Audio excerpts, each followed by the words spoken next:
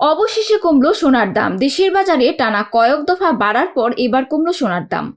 প্রতি ভরিতে ভালো মানের সোনার দাম কমেছে ১,২৫৯ টাকা। এখন থেকে দেশের বাজারে ভালো মানের সোনা প্রতি ভরি ২২ ক্যারেট বিক্রি হবে ১,৩৭,৪৪৯ টাকায়। আজ রবিবার ২৯ সেপ্টেম্বর থেকে সারা দেশে সোনার নতুন দরদাম কার্যকর হবে। ২৮ সেপ্টেম্বর রাতে বাংলাদেশের জুয়েলারি অ্যাসোসিয়েশন এক সংবাদ বিজ্ঞপ্তিতে সোনার এই দাম কমার তথ্য জানায়।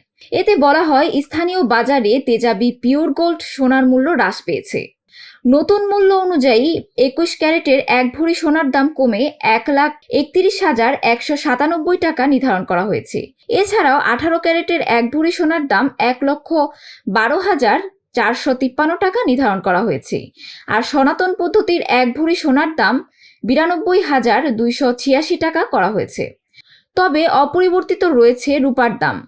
ক্যাটাগরি অনুযায়ী বর্তমানে ২২ ক্যারেটের রূপার দাম ভরি ২,১০০ টাকা।